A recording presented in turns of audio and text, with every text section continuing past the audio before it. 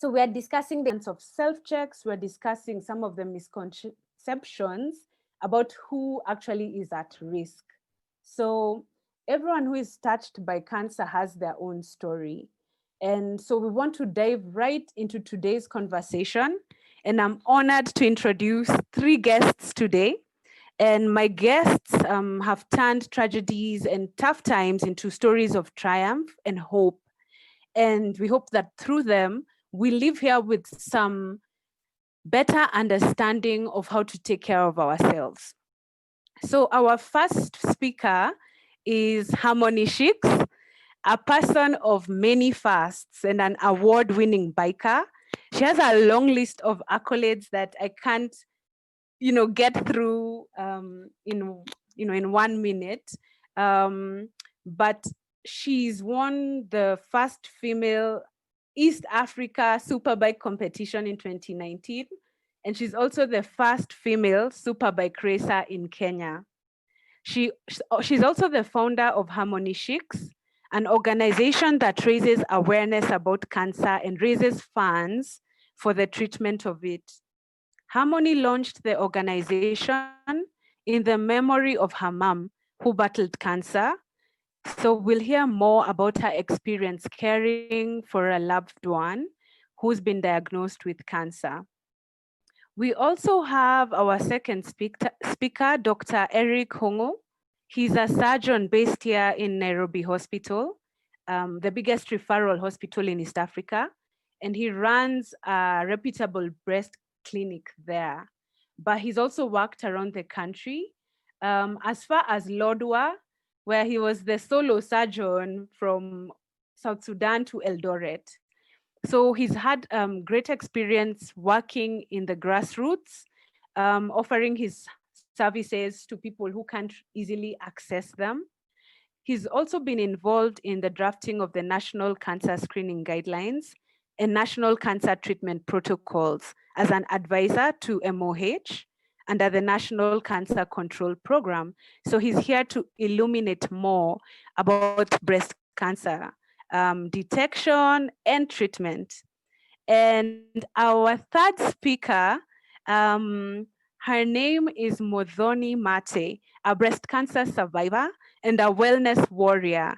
So Muthoni has had a successful career in epidemiology, and I had to Google this one.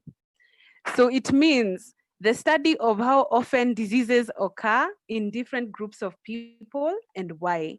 So for over the past decade, she's worked with global institutions to support emerging disease management in East Africa. Unfortunately, in August 2016, she received a breast cancer diagnosis. And instead of giving up, this catapulted her into founding an organization called the Cancer Cafe after she completed her treatment. And it's been a nonprofit that tailor-makes solutions for people living with cancer and provide them with resources and information about cancer management. So we'll hear more about her diagnosis and the journey of her treatment.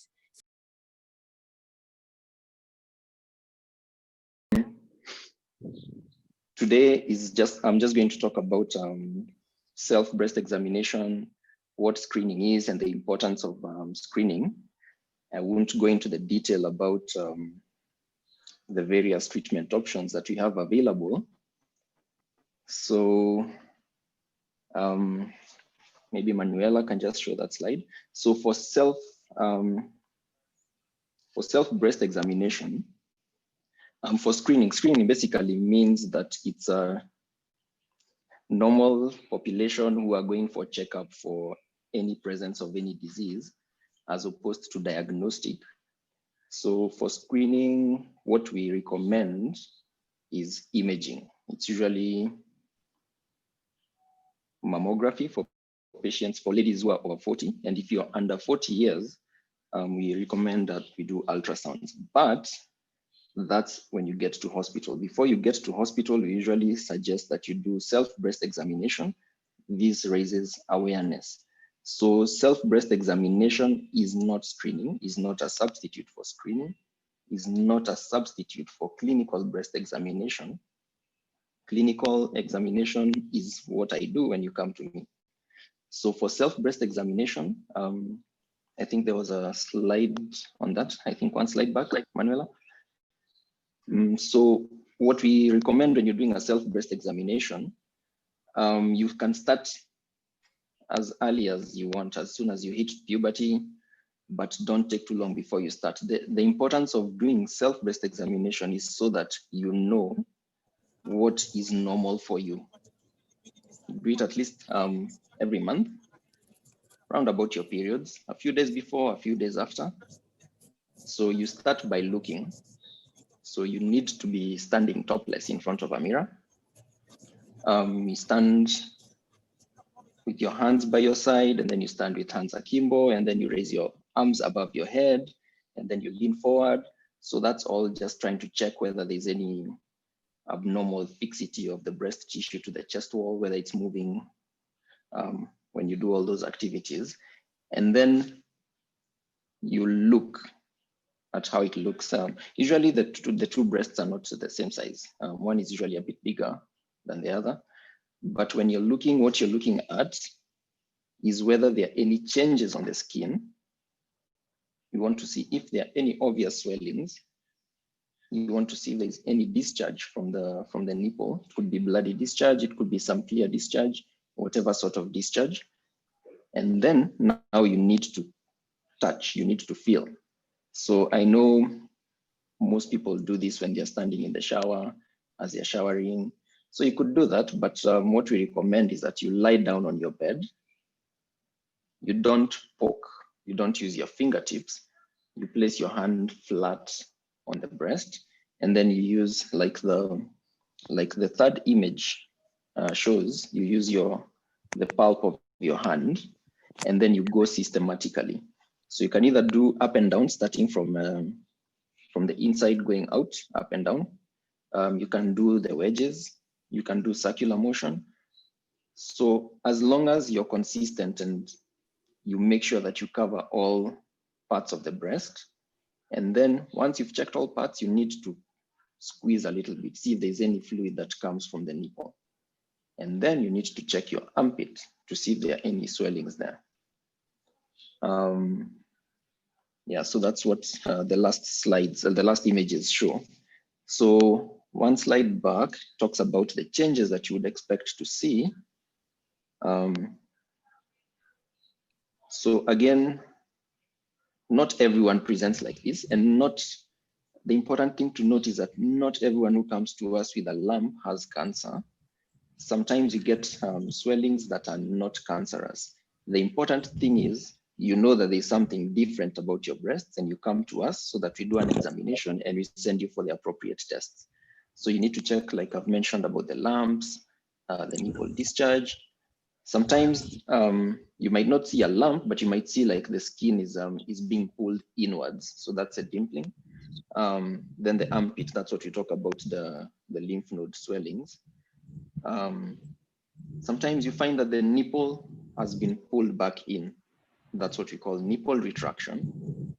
The changes in the skin texture, you might not see any obvious masses, you might not see any obvious lumps, but the skin might look a bit red and it might feel a bit hot to touch. So the importance of doing the self-breast exam is that you've started and you've been doing it for a while, so you know what's normal for you.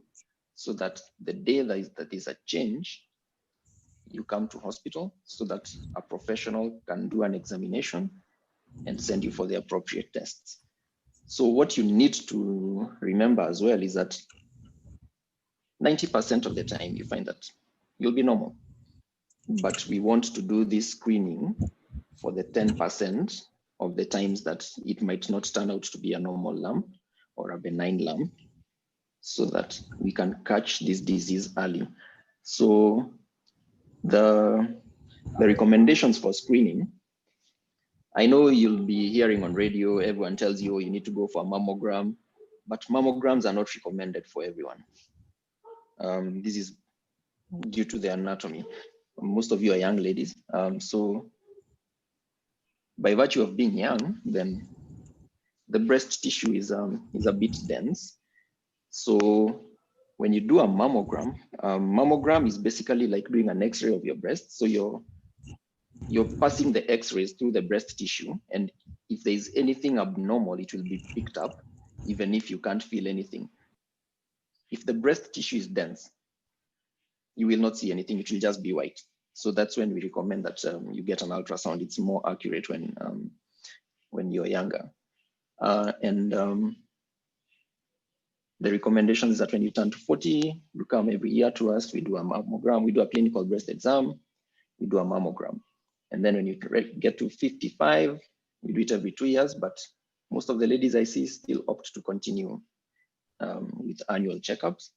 And then when you get to 75, you can opt to not come to us. But again, most of my clients prefer to continue coming to us. And another message that I'd like you guys to take home is that we talk about risk factors. We can classify people into average risk and high risk population. So high risk is if you've had first degree relatives. That's someone in your immediate family, sister, mother. Sometimes if you have more than 2 second degree relatives, that's your aunties, your cousins who have had breast cancer, then you need to start coming for checkups 10 years before the age the first person in the family was diagnosed with breast cancer. So let's say the first person diagnosed was at 35, you need to start coming to us at 25. But majority of people fall into the average risk population.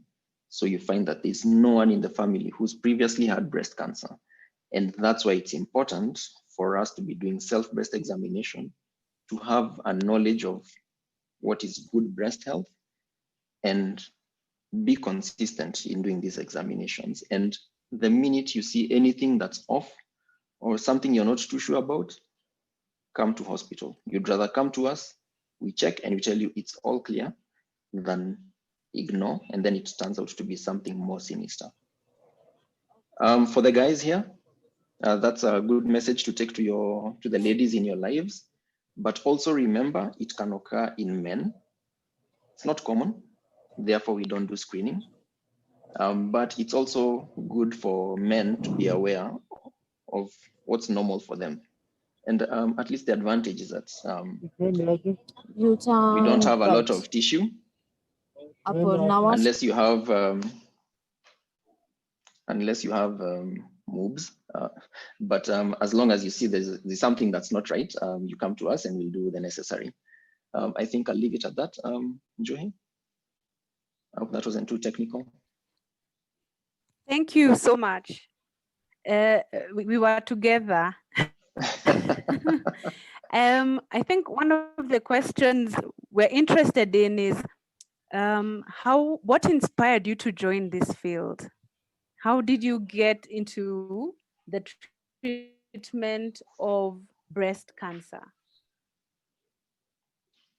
So the treatment I offer breast cancer patients is surgical. So there's various disciplines that treat cancer. So there's the oncologists, the ones that give the chemotherapy, the ones that give the radiotherapy. So my bit is to do the surgical aspect of it. So I did my training as a surgeon. And I remember when I was doing my training, there's a lady who came, I think it was at the beginning of my training. She was a young lady, I think she was in her 30s. So she came to the clinic, we saw her. Yeah. The lump was not too big. So we told her there's a possibility that this might be cancer. We are not sure. We need to do the necessary tests. So we did the tests and we confirmed it was breast cancer. It was early. So we gave her the breakdown of what treatment is needed. Yeah. And yes, she disappeared. That was, I think, the second year of my training. When I was in my final year of training, this lady comes back and she finds me in the ward. But now what was initially early breast cancer now is advanced. It's stage 4 breast cancer. It has a wound, she's been bleeding, her blood level is at like 2, she needs transfusions. So it was really messy. and you try not to get mad because you had diagnosed this thing early, and we're going to offer good treatment with high chances of cure. But when you talk to her, she's like, you know, when I went back to my family, they were like, oh, let's try some herbs, let's try the local witch doctor, let's try I don't know what. So it was a sad story because she wasn't in the ward for too long after that. So I was like, this disease is so common, but the knowledge, the information out there is can be quite misleading. So we need someone to give the correct information to people and to offer appropriate treatment. We don't allow people going to India, going to I don't know where. The same treatment you'll get there is the same treatment we'll give you here. Yes. Yeah. Yes. Thanks for sharing that story. And I think it speaks to why, as much as possible, we ensure that we are tracking any changes in our health so that there's early detection to prevent, you know, further growth or further turmoil. And I think I'm also curious, how common is breast cancer in Kenya? And I know we don't necessarily have data or accurate statistics we can speak to, but can you just give us a general idea of what you experience in your practice? How common is breast cancer? So in my practice, because I deal a lot with our breast disease, so I'll find that most of the ladies I'll see will have breast cancer. So you see my data set will be a bit skewed. But generally, in Kenya, breast cancer is actually quite common. It alternates breast cancer, cervical cancer. So at the time when we were doing the national guidelines about 2 years ago, that time breast cancer was a leading cancer in the country. So it's pretty common. And then the other thing is that in Kenya, we see it in younger ladies. So in Europe, in the US, you find that it's the 50-year-olds, the 60-year-olds. But here we find that we get some 30-year-olds, a lot of 40-year-olds. Occasionally we get 20s. So that's why it's important to just be aware of what's normal for you, so that if anything changes, then we can catch it early and offer good treatment. Yes. Yeah. Yeah. Thank you for that. And I see some questions in the chat. Junior Motura says that the story you've just shared sounds exactly like what happened to his cousin a few years ago. And we also have Wamboi and Masini Jinx who are asking more about familial history. So if there's cancer in the family, can you prevent it from showing up in the following generations? And will it also show up as breast cancer, or can it form into other cancers? Thanks for your questions. Okay, so for the family history, okay, let's talk about the risk factors. So there are those risk factors that we say we can have an effect on. So we call them the modifiable risk factors. And then there are the non-modifiable risk factors. So the ones that we can't do anything about. And those ones that we can't do anything about include now the family history. So that comes about with the mutations in some genes. I know you'll hear about the BRCA1, BRCA2 genes. That's a bit technical, but those are the genes that are tested. But this will not be of benefit to the person who's been diagnosed with cancer. So the genetic testing now is for the rest of the family. So if you have those gene mutations, you're likely to get breast cancer, you're likely to get ovarian cancer, and sometimes there's an association with prostate cancer. That's why when you come to us, when we're talking to you, we try to find out in your family who's had any history of these types of cancer. So if we find that there's that what we think is a high risk, then we might send you for the genetic tests. And if the genetic tests come back as positive, some people opt to get what we call preventive surgery. That's what Angelina Jolie got. Yeah, because she had the genes were positive, so she went and got yes. So she got a double mastectomy, and then she got her ovaries removed. Yeah. So some people can opt to do that, but the genetic tests are not cheap, and they are usually sent out of the country to South Africa. I think goes for about 70,000 to 100,000, if I'm not wrong. Jinx can confirm. Wow. But that's the value of the genetic testing, and that's what now you can do the preventative surgery. But there are the modifiable risk factors that we can do something about. Now that's your lifestyle. So yes, it's been shown that people who are their BMI is a bit higher, as in they're a bit heavier, they are more predisposed to getting cancer. So physical activity and exercising is recommended. Try to live healthy. Try to cut down on smoking and alcohol. You know, just basically live a healthy life. But again, that's not a fail-safe mechanism. Even as you do that, you need to keep checking yourself. Yes. Yeah. Yes. Okay. I think that's scary. I didn't mean to scare. I guess it means you can eat right, exercise. Yeah. It's inshallah. Anyway, yeah, exactly. So do the best to ensure that you're living a lifestyle that will promote your well-being. So do regular exercise, eat right, don't overdo on the alcohol and the smoking. I see a question here. Do contraceptive pills increase breast cancer risk? Yes, they do. Yes, they're one of the risk factors. So that's why we always recommend, before you get any contraception, you need to have a conversation with your gynecologist and pick what method works best for you. Yeah, but contraceptive pills have been shown to increase breast cancer risk. Okay. There's a comment here from Alexandra. My auntie was recently diagnosed and has done various sessions of chemo, as she was advised this would kill the cancer.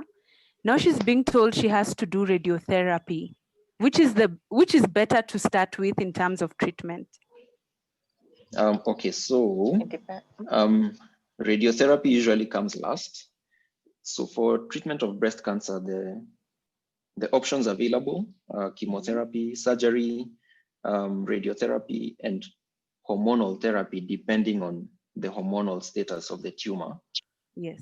So surgery can either be you remove the whole breast, which is what we call mastectomy, or you can do a more cosmetic procedure, which we call a breast conserving surgery.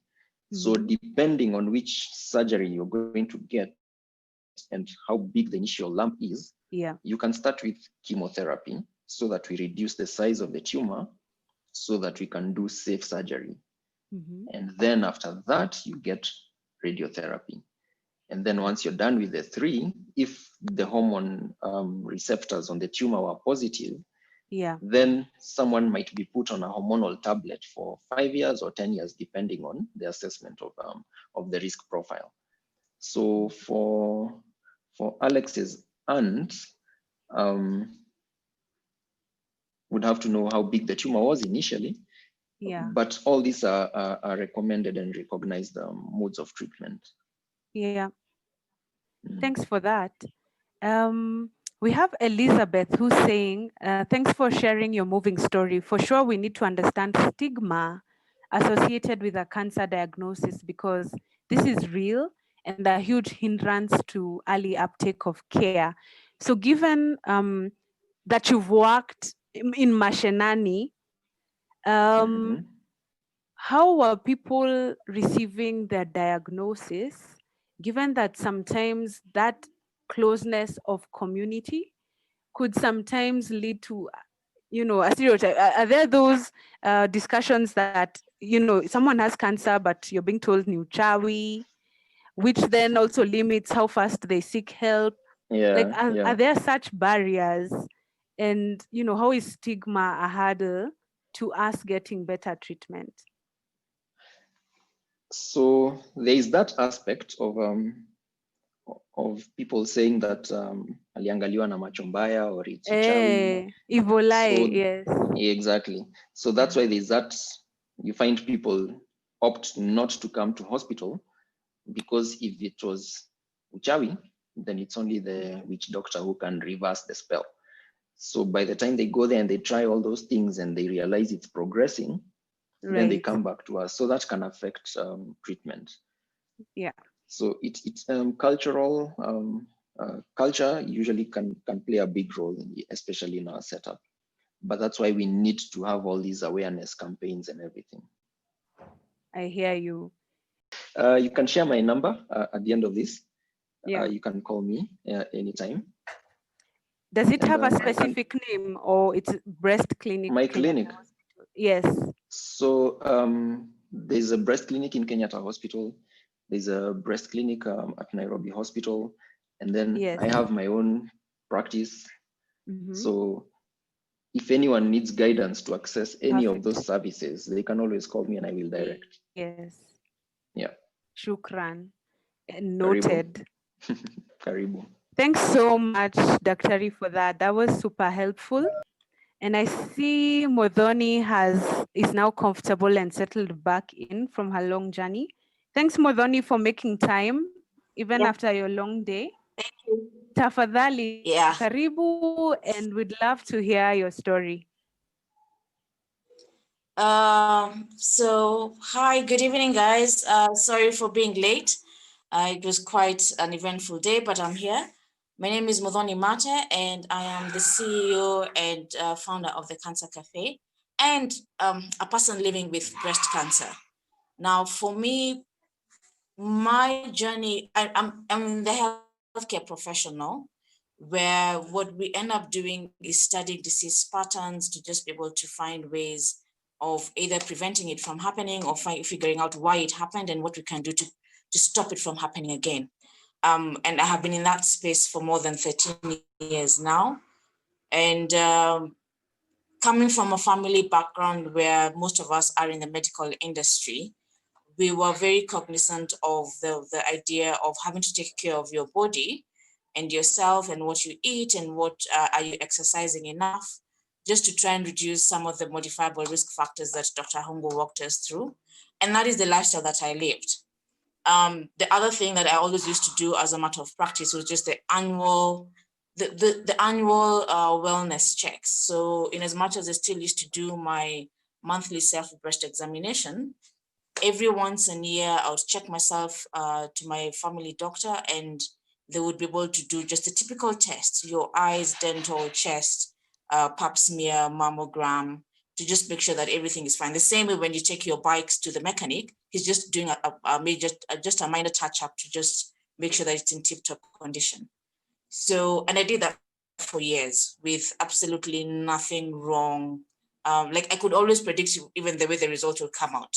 You're good to go, see you next year. 2016 was different.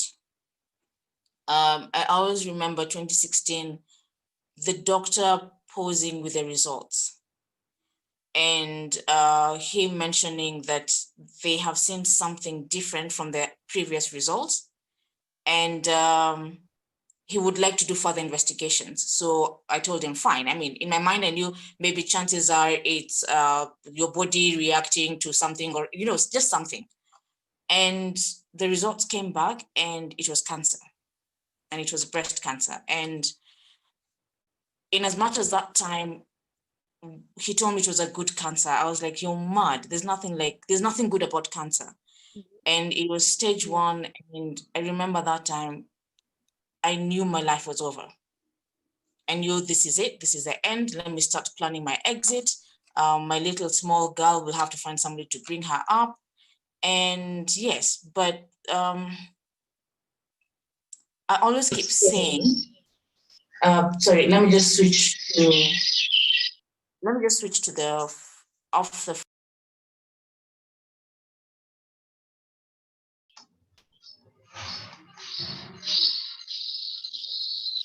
Hello, can you hear me? Yes, we can. Yeah, so I remember it's one of those things that I would never really want to happen to anybody, even my worst enemy. Cancer is not something I would wish on anybody. One, it kills your hope. You wake up every morning with aspirations, with dreams, with things that you want to do, with goals. You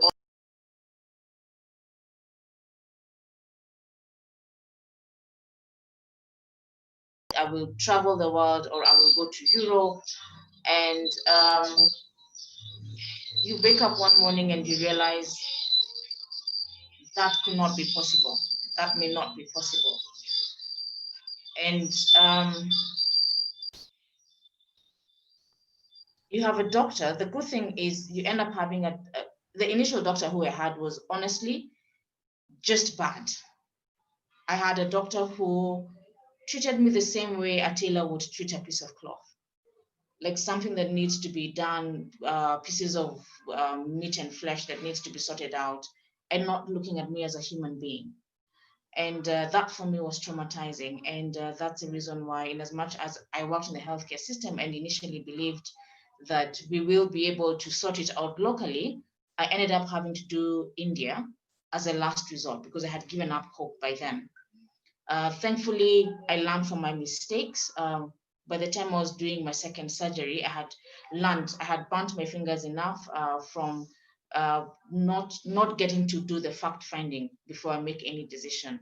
And it was the one thing that I say, that before I make any major decision, especially about my active treatment, I would have to confirm the facts, check whether it's credible, check where the resource is, who is this person, counter check it with somebody else. And that is how I was able to at least build a system that worked for me. By the time more confident and less fearful, and had a very good team. People like Dr. Hungu, team, body parts. You're a human being. You're a mother. You're a sister. You're a wife. You're somebody, and that's part of the team that actually just helped me come from a point of despair and anxiety to being hopeful and being confident that I can actually do this, I can actually beat this. And that's what I did. And then at some point I realized, if I struggled this much as a person working in the healthcare industry, what about the people who are not in the healthcare industry? And that was the inspiration for where we could meet out of a hospital setting, because I still have anxiety attacks going anywhere near hospitals because they remind me of that the first day. But we would get the doctors out of hospital settings and into communities, because we realize that is where the need is. That is where people are asking questions. That is where people want to understand what is going on. How do I treat my loved one? How do I handle their food? How do I handle their mental wellness? They're stressed, they're crying. What do I do? And bringing this credible information out of hospital settings and institutions to the common barazas, the churches, the schools, just a cafe where you sit, have your tea, have your sweet potato, and meet with your doctor. Like you would have a one-on-one date with Dr. Hungu, and he would be able to explain how to manage somebody who's at home who has a cancer diagnosis. So we've been running the Cancer Cafe for 3 years now. We've been able to reach out to basically most of the counties in Kenya. Right now, the reason why I was actually late is we're working in conjunction with the National Cancer Institute, which is the government entity that is mandated with cancer management in Kenya. And what we're currently doing is sensitizing all counties that now there are guidelines, their systems, their rules. You can't just wake up one day and open up a cancer center next to a kibanda, so that there is standardization to the madness that is the cancer space in Kenya. So that is what we're doing currently right now. And for me, it's just my way of giving back. It's my way of saying enough is enough. I'm not going to sit down and be a victim. I will do something with what I have. Thank you.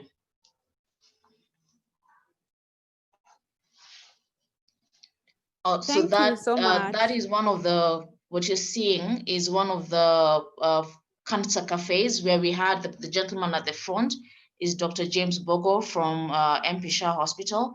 And on average, we would get about an attendance of between 60 and 80 people just in attendance. to just learn. And this started off from a very small initial crowd of about 10 people.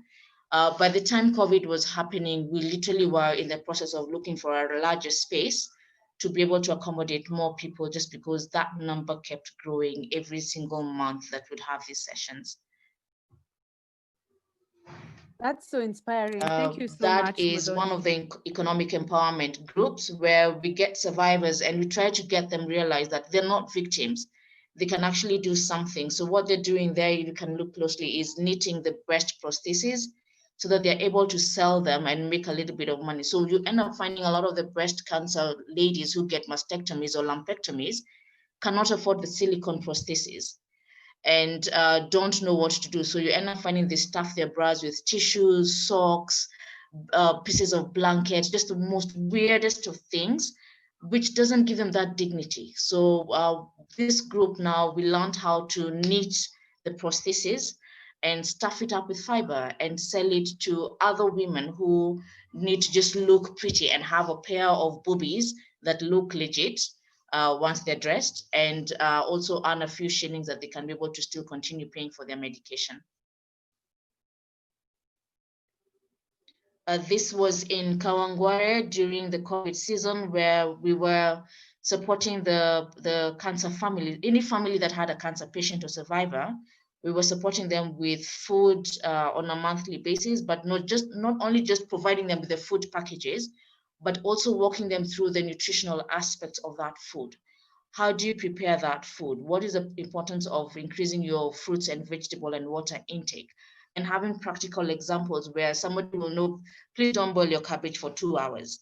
You can do a stir fry. And what does a stir fry look like? So just taking this information down to the ground where people can be able to get practical tips and skills of how they can be able to integrate cancer management at household level.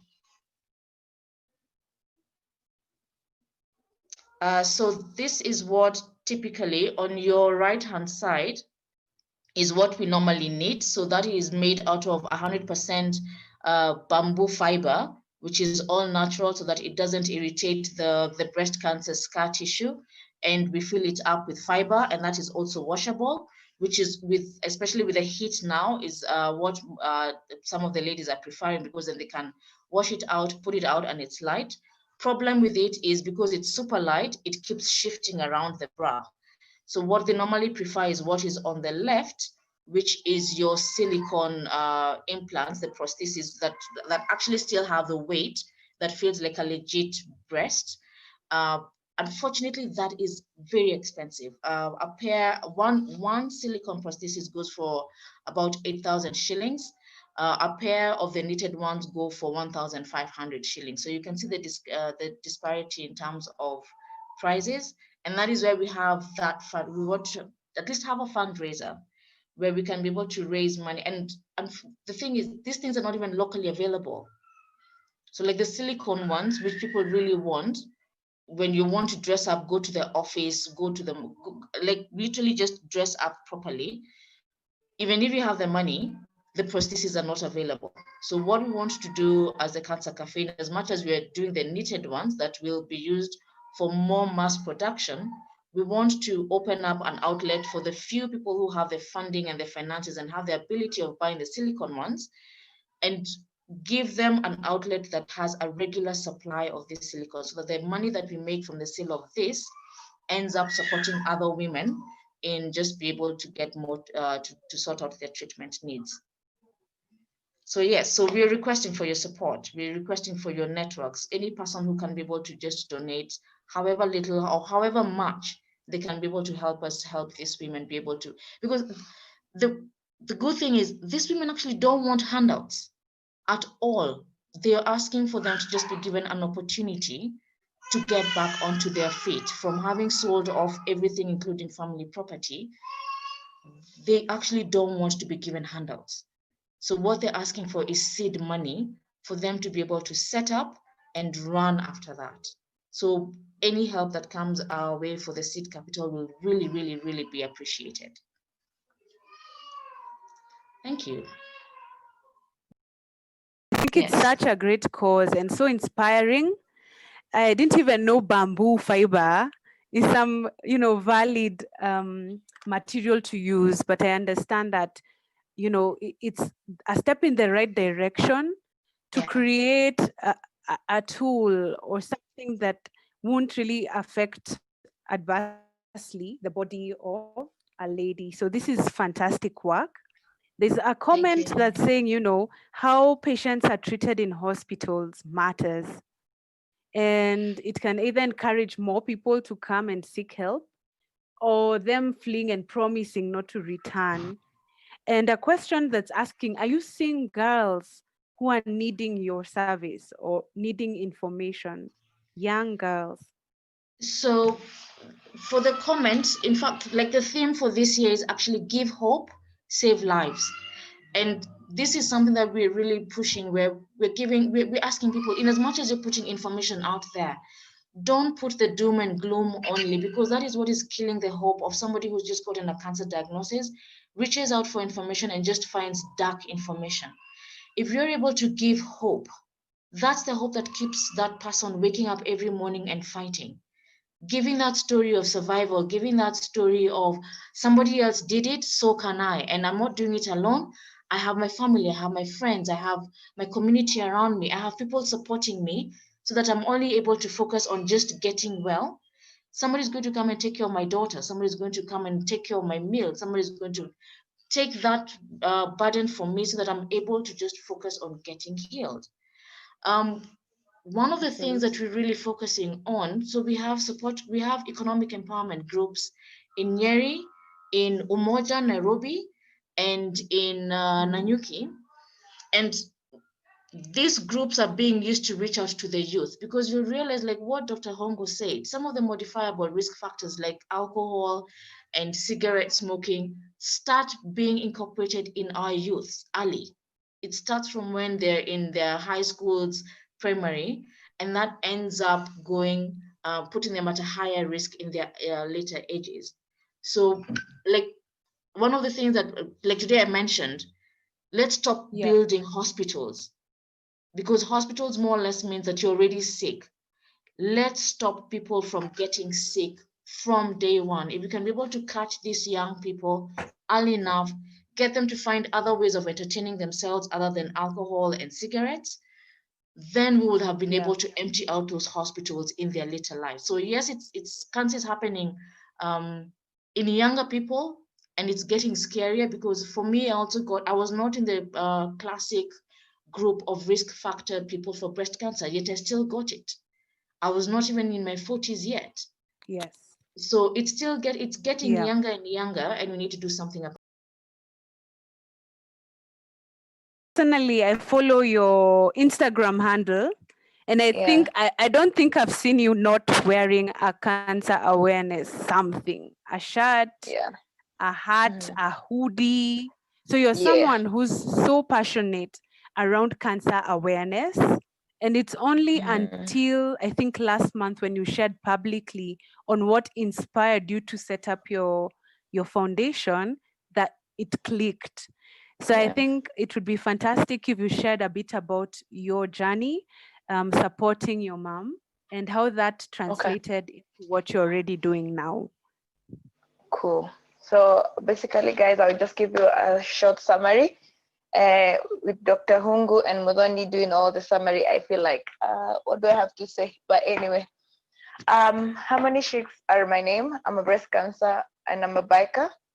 So I started my breast cancer initiative started in 2016, and it all started like a joke, or I just wanted to support people until cancer hit at home is when I took it further. So it started in 2016, where I was invited by female riders in the coast. I rode down to the coast. We had really an amazing time playing football, getting screened, and educating guys. And since then, I took it upon myself to be doing researches. And then in 2017, now I realized in Kenyatta Hospital there is a cancer center for the kids. So at the moment I visited the kids, and I really felt the pain of those kids who are really going through a tough time. Looking at a 3-year kid has been an eye cancer, throat, head tumors. That really broke me down. And since then is when I started the initiative.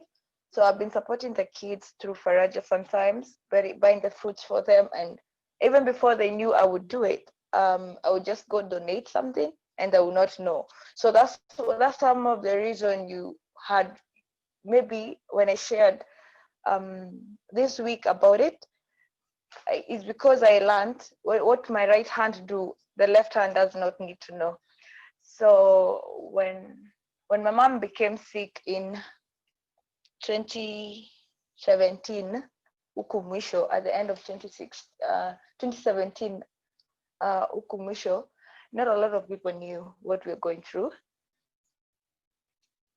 So it really affected us physically, emotionally, financially.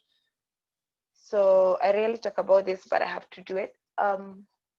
We started the treatment and the biopsy in 2017 in October. So now that's when my initiative like really launched Vizuri. I started doing the research with Vizuri. I learned about in and out about cancer, how it occurs, what happens, the caregiving.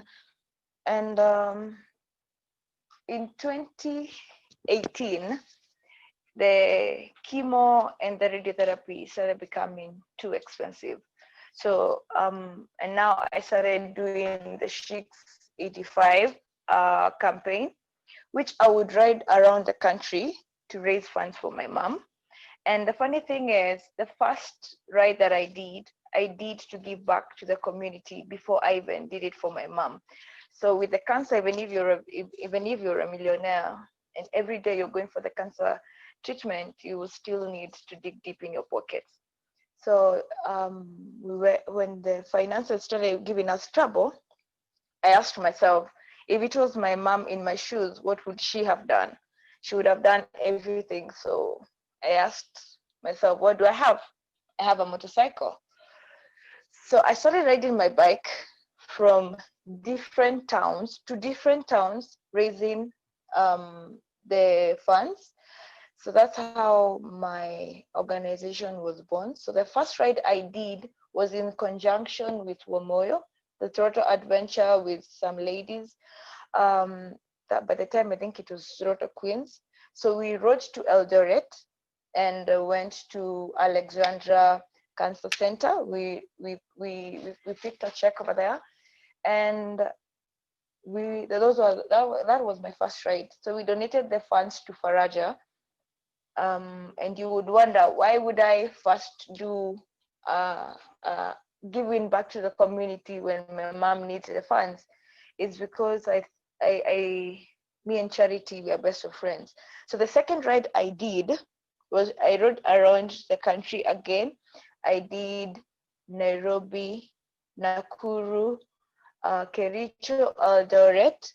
So I would sell the kilometers. Let's say the whole trip I'll cover 900 kilometers to and fro. I say a kilometer, I'm selling it at 1,000 bob.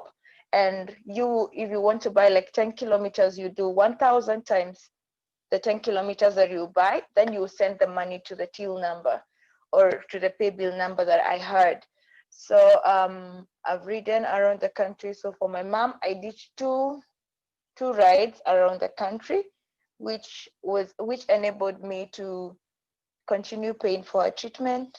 And the other ride was when my friends from India flew in. Maybe you saw it on the social media. In conjunction with HGCCCK, we were about 17 riders. So I challenged them.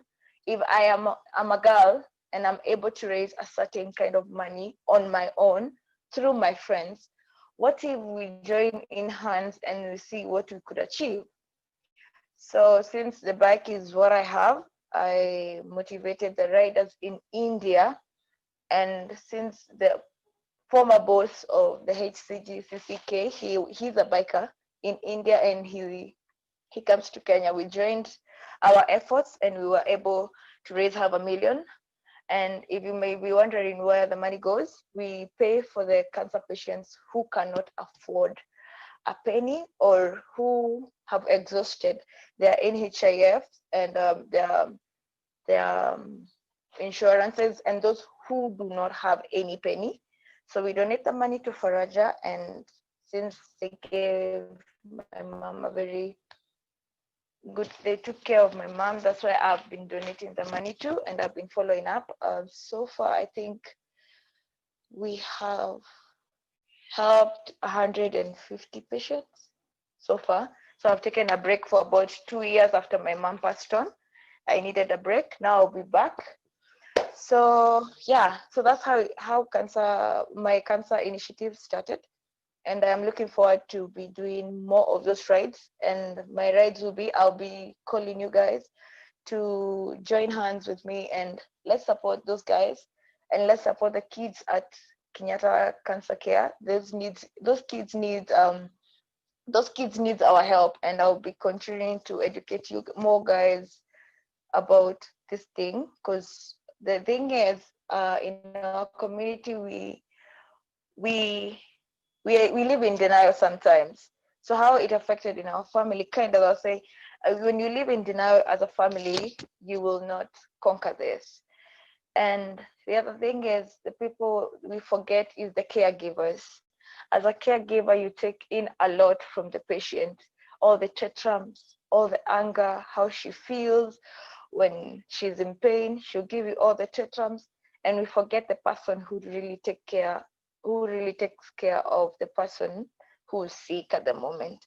So me having my mom as a very best friend of mine going through cancer, it's not funny. It is a terrible thing to go through.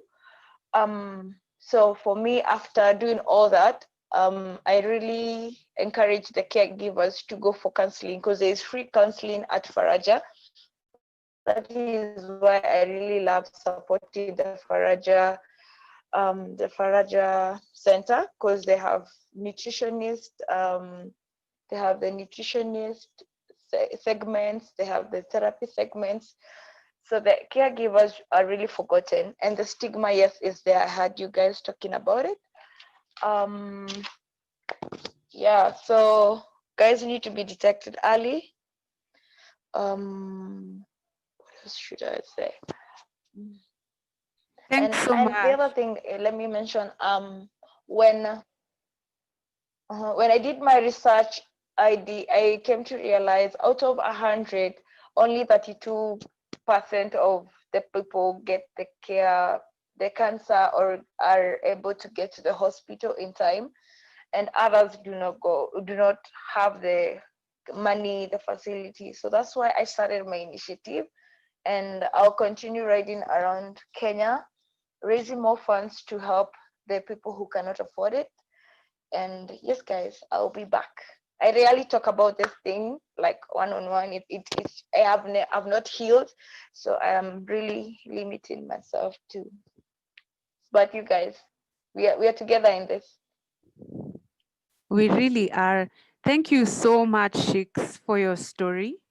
I know it's not easy, but I think what we'd want to say is that we support you, and we'd love to know how we can show up in a big way for you. So do let us know if there's a number we can send any finance to. What am I saying? Finance? Yeah. Any money? Yeah. Thank you so much for that. Thank you to all our three speakers. I think you've given us such clarity in terms of, what is it like? What is the experience of walking in someone's shoes who's been diagnosed? And even though we can't really maybe experience it as you did, Muthoni, it still gives us a point of being more conscious of people's experiences. Thank you so much. And I think that also fed into the urgency of ensuring that we are getting regularly checked. I know many young people assume that health good health is perpetual, but as we've learned, things can just happen. So let's also get checked. And thanks, Shikz, also for bringing that angle of, cancer brings the best and the worst out in our lives, and things all the way from how we eat to being in school to our friends and how people come through, our families, all of it is affected by one diagnosis. So thank you for being so open and trusting us with your story. And I really also want to say thank you all for listening. And I'd like to invite Manuela, who's been in the background letting you all in and running the slideshows, to just give a vote of thanks and wrap up. Asanteni sana. You know that this is part of the Bikers for Boobies campaign that we kind of are running for this year in October. We have a few more things that are happening this month. One is our perpetual message of, learn more, get informed, use credible, resources, get knowledge, and also, inspire others to learn more and share your knowledge in your circles. Why not have a conversation with your friends about what you've learned, The other message we've really been hoping that you guys will hear is, that idea of getting screened. Yeah. So thank you so much to Daktari for talking us through all the different options available. Some of us, we may not have even known there's something called a breast ultrasound and, what can actually be seen and all that. So thanks for talking us through. We have been sharing some of the opportunities for where Nairobi people can get screened. Berlin, Dubai, yeah, you guys, you need to do your own research. Sorry, we didn't have that information ready. But this is the Global Breast Cancer Awareness Month, so I'm sure you will find some discounted opportunities at hospitals around you. Yeah. We'd really love to thank Cancer Cafe and Shikz for, having these conversations with us. This is not just a webinar. They have been with us over the last weeks, having coffees, having calls, really thinking through the entire 1 month campaigns. We'd really love to thank them for their support. And I know as the biker community, we can do something to support their efforts. So whether it's through us actually making a donation, or whether it's us giving them ideas, hey, I know someone, we're doing a fundraiser in another club, whatever it is, yeah, like please reach out. These guys are part of our community, and, one day someone in our family, or God forbid ourselves, might, be part of beneficiaries of their work. So let us, give back and be part of what they are doing. So consider a donation, give them ideas for fundraising, promote their causes, share with your friends, make introductions of people who can donate or who can support.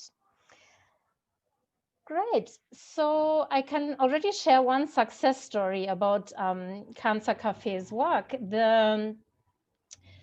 The part of what Muthoni is doing and her team is really supporting people who got a recent diagnostics, with the emotional side of it and thinking through the treatment and thinking through, what is the support system I need. So it's quite amazing that already in the last 2 weeks of this campaign, we were actually able to link a cousin of a female biker to Muthoni's team, and she has been able to get some counsel from Cancer Cafe. So these are the kinds of connections we can make happen, Sometimes it's the small things that really make a difference. So I'm so excited. We had over 35 people here who now, have a better understanding of what's going on and what are the support options available.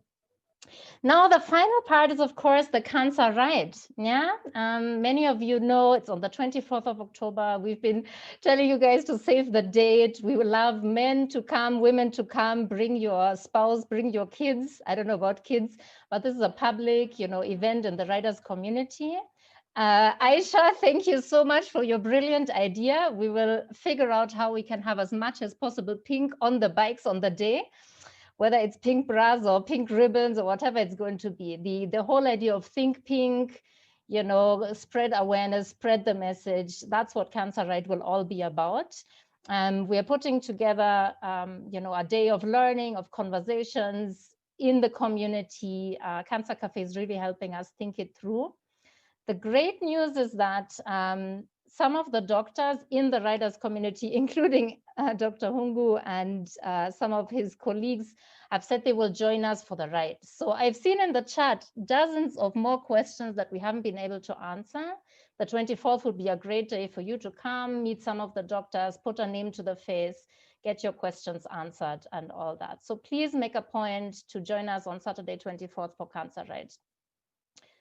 We are going to share the sign-up links through all groups by tomorrow morning so that you guys can register. We know how many people are coming, and we can still make sure we are following COVID protocols, of course. Yeah.